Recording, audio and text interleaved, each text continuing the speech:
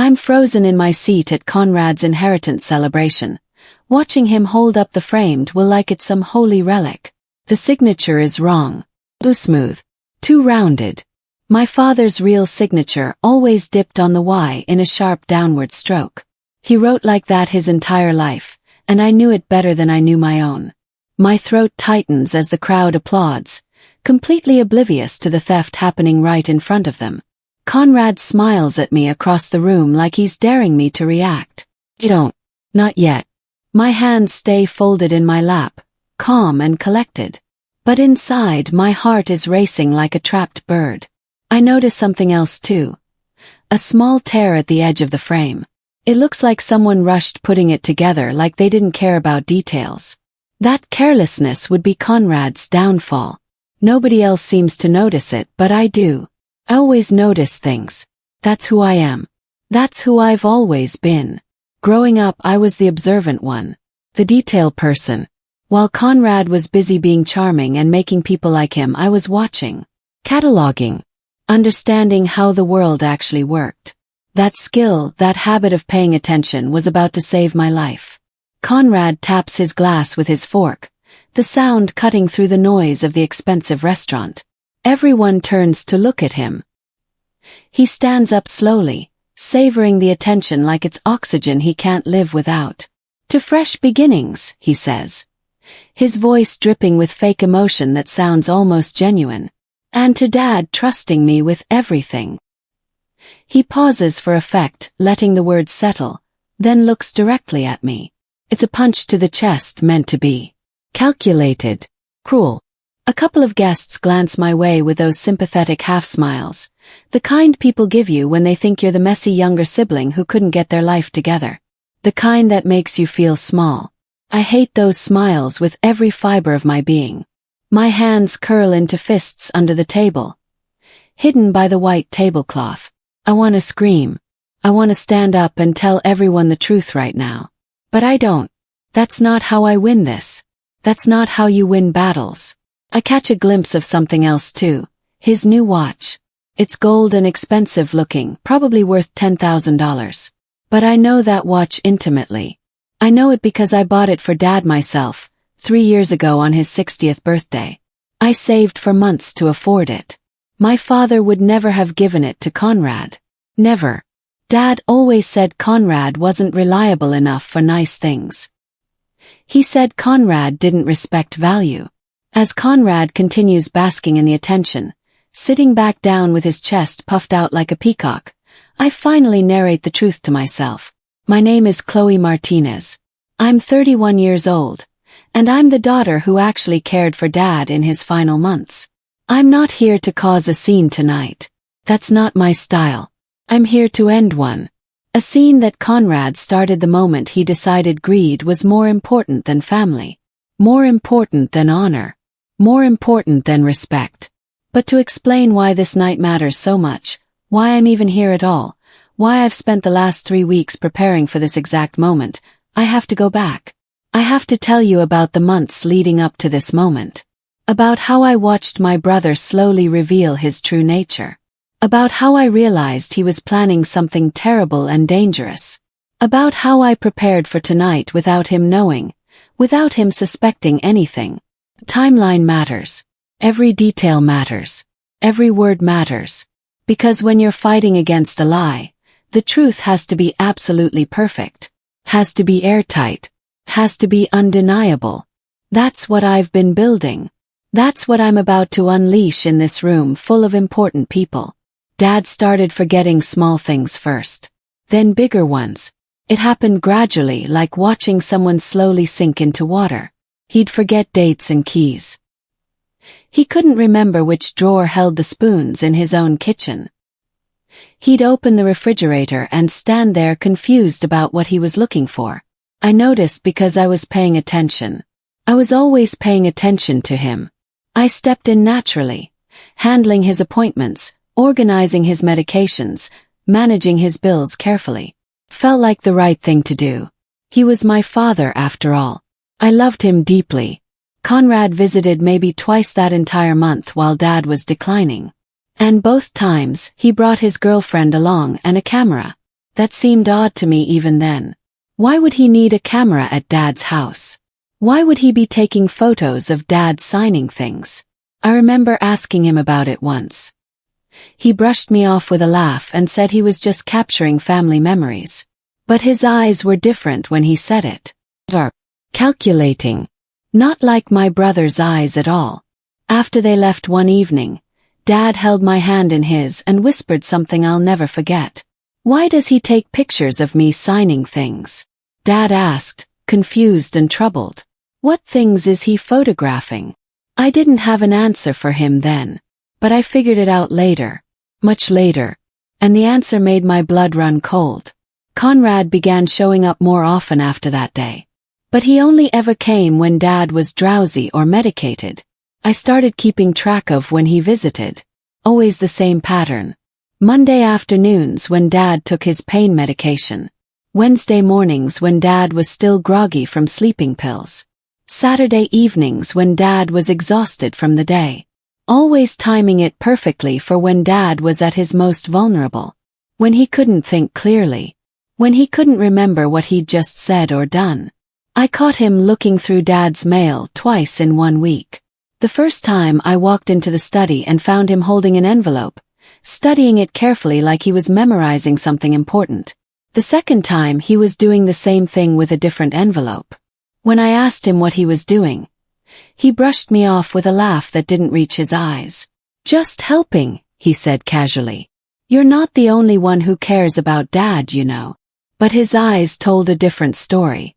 They were sharp and searching and calculating like he was looking for something specific. Something valuable. One evening, I found him in Dad's study when he thought I was asleep upstairs. He was holding Dad's old signature practice sheets, the ones from when Dad was learning penmanship in school. I saw his hands shaking slightly as he studied them. He shoved them in his jacket quickly when he heard my footsteps approaching. "Just organizing," he said nervously. My skin went cold in that moment. I knew what he was doing. I just didn't want to believe it yet. Dad deteriorated fast during the last week. His body was shutting down, system by system, like a machine losing power. He'd squeeze my hand so hard it hurt, and whisper things to me that felt like final gifts. Final messages he needed me to understand. "You'll be taken care of," he kept saying. I made sure of it. I made absolutely sure. He kept a sealed envelope in his desk drawer, locked away carefully in a special compartment. "For when I'm gone," he told me. I was the only one he showed it to. He wanted me to know it was there. He wanted me to know he'd taken care of things properly. 3 days before Dad passed away, I went to check on that envelope. I needed to see it. To know it was safe. It was gone. Just like that. Vanished. My hands shook when I realized what that meant. I searched everywhere. The desk, the drawers, the filing cabinets, even under the mattress where Dad sometimes hid important documents. But it was nowhere to be found. Absolutely nowhere. I knew Conrad had taken it. I knew he'd planned this whole thing from the beginning. But I couldn't prove it yet. Not then. Not at that moment. The pain of losing Dad mixed with the rage of what Conrad had done created this tight knot in my chest that wouldn't go away. I held Dad's hand as he slipped away the next morning, knowing that his final wishes were missing. Knowing that my brother had stolen them from our dying father. The day after the funeral, while I was still raw and grieving, still wearing the same clothes I'd worn to say goodbye to Dad, Conrad showed up with a lawyer I'd never met before. The lawyer was expensive looking, with a sharp suit and colder eyes that reminded me of a shark. "Dad updated his will," Conrad said to me. His voice dripping with fake compassion that made my skin crawl. "Nothing for you. He thought you'd mismanage things. He was worried you'd make bad financial decisions." My whole body went cold. It was a lie. I knew it was a lie. But he was saying it so confidently, like he actually believed the words coming out of his mouth. Like he'd convinced himself of this fiction. "He thought I should have full control," Conrad continued smoothly. "For the good of the family. For the best financial management. I asked for a copy of this supposed new will. He refused. 'It's in the lawyer's office,' he said dismissively. You can contact them if you want. But I'm not sure they'll discuss it with you given the circumstances. But there was something in his eyes that said he didn't think I would. He thought I'd just accept it and go away quietly. He thought I'd be too grief-stricken to fight back. 2 weeks later, while I was still grieving and trying to process Dad's death, he gave me 30 days to vacate the house I grew up in. The house where I had the most memories of my childhood. The house where I learned to ride a bike in the driveway. The house where I held my father's hand as he died. Dad wanted it this way, Conrad insisted, his voice dripping with fake sympathy that made me want to scream. You understand, don't you? You can't expect to stay in a house that's not yours anymore. I felt humiliated. I felt powerless. I felt betrayed by my own brother in the deepest possible way. But inside something shifted. A new resolve formed in my chest, cold and clear and absolute. I wasn't going to let this happen. I wasn't going to let Conrad get away with theft and fraud and lying about our dying father. I was going to stop him. When I packed up Dad's desk, preparing to leave the home I'd known my entire life, I found something taped to the bottom of one drawer. A handwritten list. It contained names, witness names, that Conrad had listed for the new will. My pulse thundered as I studied that list carefully. Something didn't feel right about those names. I started making phone calls systematically. I had nothing but time and determination. The first witness didn't exist. When I called the number listed, a confused woman answered and said she'd never heard of my father in her life. She'd never even heard of Conrad. The second witness lived 3 states away in Oregon and had never met Dad. I knew he hadn't traveled in months. The third witness was a friend of Conrad's that I remembered from high school. When I called him nervously, he admitted under pressure that Conrad had asked him to lie about witnessing a will signing. He'd felt guilty about it. The lies ran deeper than I'd ever imagined. They were systematic, calculated, planned out carefully over months. Conrad wasn't just greedy. He was willing to commit fraud against his own family, against his own father's memory. I felt a cold anger settle into my bones like ice water. I called the lawyer who had handled Dad's estate years ago, back when he first had his will drawn up. I found his number in Dad's old files. The lawyer remembered Dad. He actually remembered him, which meant he was a real person who could verify what was real and what wasn't. His name was Mr. Patterson. Your father came to see me years ago, Mr. Patterson told me over the phone in a voice that was kind and gentle. His name was Mr. Patterson, and he'd been practicing law for 40 years. He left specific instructions with me. He said he had a sealed letter for you, to give to you when the time came. My pulse thundered so hard I thought it might break through my skin. It was really happening. I never received an update to his will, Mr. Patterson continued seriously. Not from your father, and certainly not from your brother. Whatever will your brother is showing people, it's not from my office. It's not legitimate. So the new will was fabricated completely from scratch.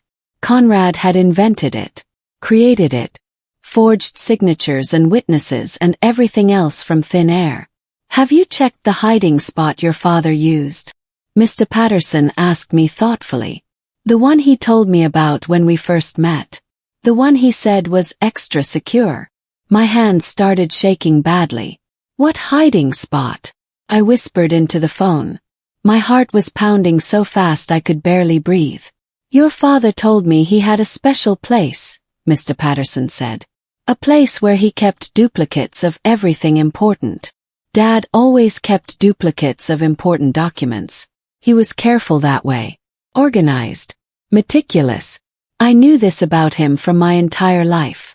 So I tore apart his study systematically, going through every drawer, every shelf, every corner carefully. I found it finally. A thin folder taped beneath the bottom drawer of his desk. My hands trembled as I opened it with care. Inside was the real will.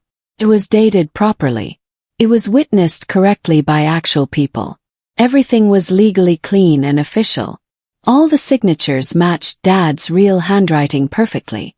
And everything was left to me and Conrad equally, 50-50, with specific sentimental items designated for me. Dad's watch was listed as mine. So was his reading chair and his collection of old books. The will was beautiful in its fairness and love. Dad had loved us both and made sure to provide for us both equally. He didn't favor anyone. He trusted us both. Conrad had signed as a witness on his forged version. The irony was almost funny if it wasn't so terrible. He'd literally forged his own signature into a document meant to prove he had authority over Dad's estate. It was stupid, careless, the kind of mistake only someone blinded by greed would make. Someone not thinking clearly. I didn't confront Conrad immediately after finding the real will. I didn't scream or threaten. I didn't post angry messages online or call the police right away. That's not how you win battles like this. Emotional outbursts lose wars. Silence wins them. Victory goes to those who plan carefully.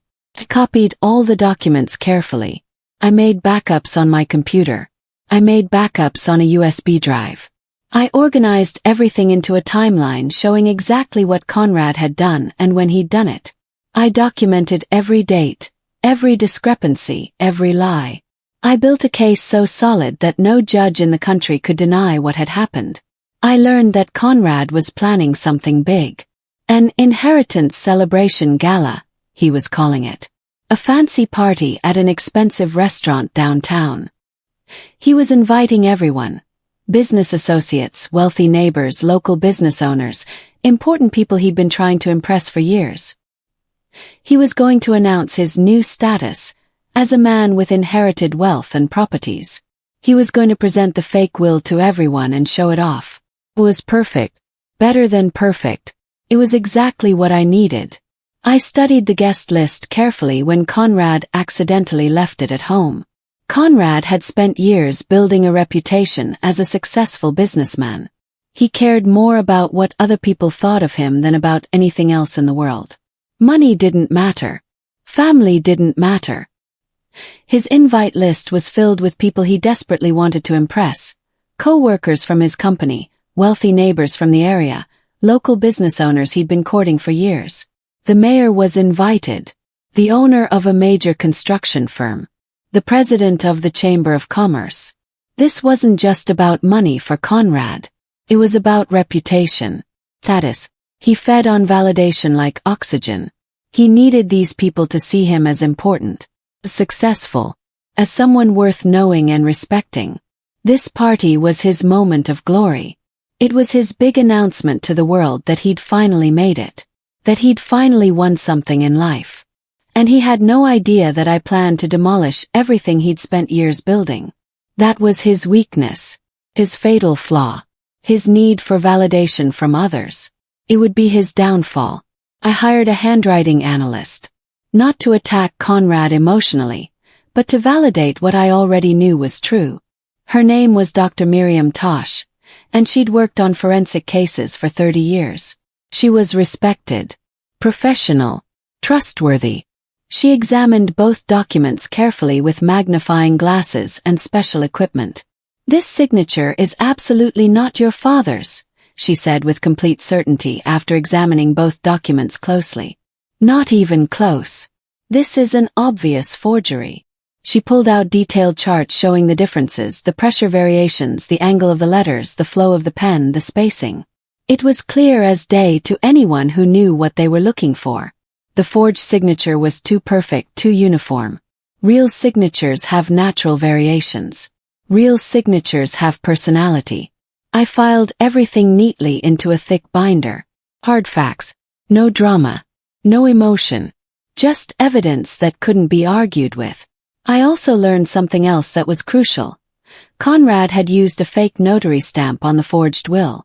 It was easy to prove because I checked the official records and the notary ID number didn't exist in any database. Not in the state records. Not anywhere.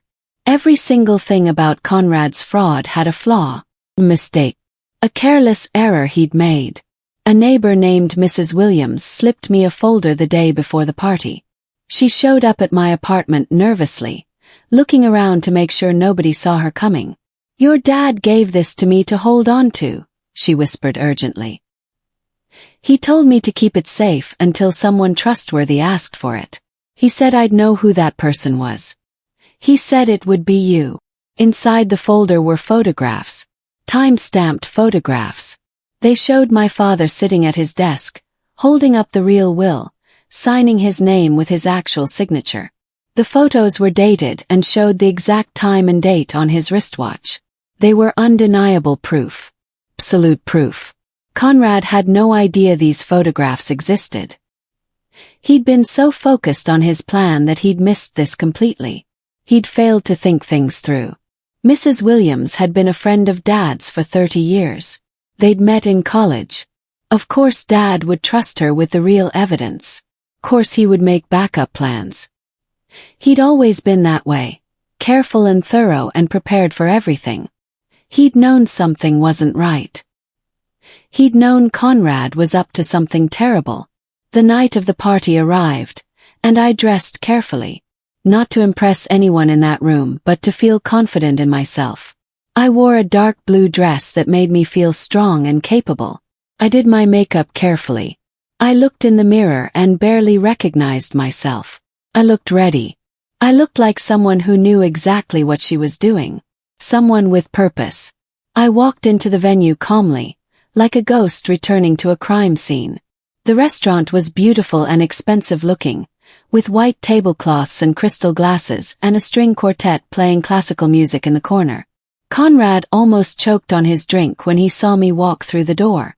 His face went completely pale. His hands started shaking. You weren't invited, he hissed, grabbing my arm and trying to pull me toward the exit. I pulled my arm away gently but firmly. I know, I said, meeting his eyes directly. But I came anyway. His face told me everything. He was afraid. He knew something was wrong. Something had gone wrong with his perfect plan. A guest tapped their glass with a fork, the sound cutting through the noise. Conrad is about to make a speech, someone called out excitedly. Conrad stood up, and I watched him put on his performance like an actor preparing for his biggest role. He launched into a monologue about responsibility and honor, and how Dad had chosen the right child to handle his legacy. I watched every fake smile. I counted every dramatic pause. Every gesture was calculated to make him look noble and worthy and important to these people. My nerves were steel. I didn't shake. I didn't show emotion. I just observed him like I was watching an actor in a play who was about to forget his lines. He talked about how Dad had always trusted him more. How Dad had specifically told him to take care of everything. How Dad had said Chloe, me, wasn't responsible enough to handle money. Every word was a lie. Every sentence was carefully designed to manipulate the people in this room. He talked about his plans for the house. His plans for the investments. His plans to grow Dad's estate into something bigger. He painted himself as a dedicated son honoring his father's wishes. He lifted the framed fake will and held it up like it was a holy object. This is the document that changes everything, he said dramatically. This is my inheritance, my responsibility, my burden. I knew this was my cue. I stood up slowly, very slowly. Every head in the room turned to look at me. The string quartet stopped playing. The silence was deafening. Funny thing, Conrad, I said, my voice steady and clear and strong. That's not Dad's will. The room went silent. Gasps echoed around the tables. Forks and knives stopped midair. Conrad laughed nervously, but it sounded forced and fake. Chloe, not tonight, he said. His voice dripping with fake concern and condescension. Please sit down. You're upset. You're grieving. You don't know what you're talking about. Tonight is perfect, I replied calmly. I walked forward slowly and deliberately, and I placed the real will on the table beside his fake one. The room erupted in confused murmurs. I didn't yell. I didn't accuse or point fingers or cry. I simply let the documents speak for themselves. I let the evidence do the talking. I laid out the dates carefully. The witness names that didn't exist. The signatures that didn't match. The time-stamped photographs from Mrs. Williams showing Dad signing the real will. The handwriting analyst's professional report. The notary verification showing Conrad's stamp was completely fake. The phone calls from the fake witnesses saying they'd never met Dad in their entire lives. People crowded around like bees to honey, studying the evidence carefully with their own eyes. They looked from the real will to the fake one. They examined the signatures closely. They saw the differences immediately. They saw the proof with their own eyes. They understood what had happened. Someone asked, "Conrad, why does your signature appear as a witness on your own inheritance?" The question hung in the air like a sword about to fall. Conrad's face went white as a sheet. He stammered, trying to form words that wouldn't come. His mouth opened and closed like a fish out of water. She's lying. She forged that," he shouted, desperation creeping into his voice. But nobody believed him anymore. Dr. Miriam Tosh stepped forward from where she'd been standing in the back of the room, observing everything. I'd asked her to come. I'd wanted a professional to validate what the documents showed. Her reputation was unquestionable. "No, she didn't forge anything," the handwriting analyst said calmly and professionally. "This is clearly a case of document forgery by your brother. The signature variations are obvious to anyone trained to see them. I've worked on forensic cases for 30 years, and this is one of the clearest cases I've seen." More murmurs rippled through the crowd. Doubt filled the room like smoke. The guests were starting to understand what had really happened here. They were starting to see Conrad for who he actually was. Fraud's liar. Someone willing to betray his own family for money. For status. For an inheritance that wasn't even his to take. His boss, a man named Mr. Harrison who'd come to the party to celebrate Conrad's supposed good fortune, pulled me aside and whispered urgently, "We need to talk. About Conrad. About what this means for his employment." He looked sick.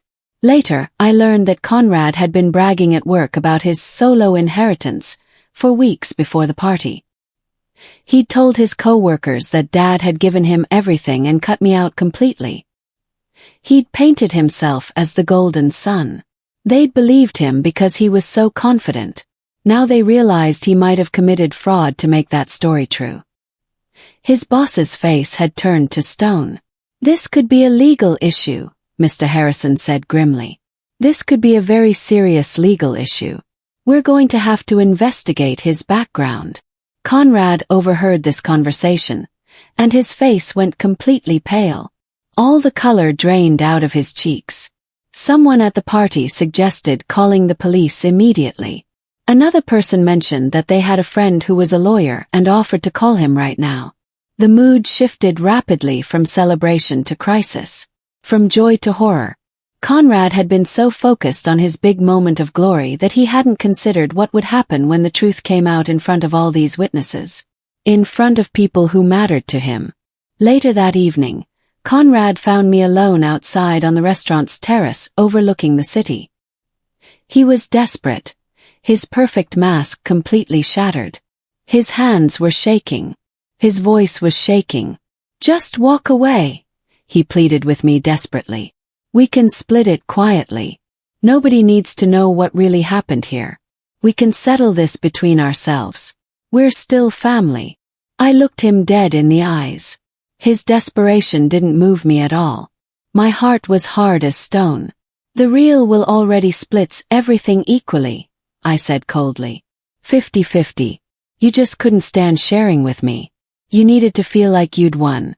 Like you were better than me." Conrad's face crumpled. He'd expected me to be angry. He'd expected me to fight with him emotionally. He hadn't expected this calm, cold precision, this absolute clarity. "The crowd is demanding you apologize publicly," I told him matter-of-factly. He shook his head, but he knew I was right. He could feel the shift in the room inside. He could sense that his reputation was crumbling around him like a sandcastle before a wave. In front of everyone, the same people he'd spent years trying to impress, Conrad finally broke. He couldn't hold the mask together anymore. His carefully constructed image shattered like glass. "Fine," he shouted loudly. "Fine. Forged it. I deserve more.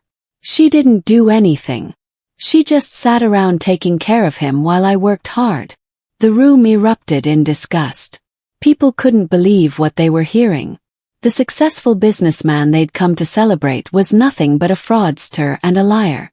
Someone desperate and pathetic. His own words condemned him. His own confession sealed his fate. The lawyer that someone had called stepped forward quietly and said, "You know she can press full charges against you. This is clearly document forgery and elder fraud." The lawyer was serious. His face was grim. Conrad looked at me with desperate eyes, begging silently for mercy. I could have pressed charges. The lawyer made it crystal clear that I had every legal right to do so. The evidence was airtight. Absolutely airtight. The case was solid and unshakable. Conrad would have gone to prison for years. But I didn't do it. I chose peace instead of punishment. I chose justice instead of revenge. I chose to let him live with what he'd done. "I just want my father's real wishes honored," I told the room, and my voice shook, not with fear but with release. The weight I'd been carrying lifted like a stone rolling away from my chest. The betrayal will stood unchallenged and legally binding and absolutely ironclad. Nobody could touch it. Nobody could argue with it. Conrad was asked to leave his own party. He walked out in shame, his reputation destroyed, his future completely uncertain. The guests watched him go with contempt in their eyes. Weeks later, everything transferred legally to me exactly as Dad had intended. The house, the assets, the investments, the mementos Dad had saved specifically for me. I restored his study to exactly how he'd left it. I hung his watch in a shadow box on the wall where I could see it every single day. I breathed again for the first time in months. Felt free. Conrad lost his job within a week. He lost his reputation. He lost his social circle. His girlfriend left him. His friends disappeared. All because he couldn't accept fairness. All because greed blinded him to what he had. All because he couldn't share with me. I didn't seek revenge. I sought justice. And I learned that the quietest storms destroy the most. The most powerful storms don't rage. They move slowly and deliberately and leave nothing standing in their wake. Dad would have been proud of how I handled this. Proud that I chose truth over anger. Proud that I built my case carefully instead of reacting emotionally. Proud that I stood up for myself without being cruel about it. I inherited more than money that day. I inherited strength. I inherited clarity. I inherited peace.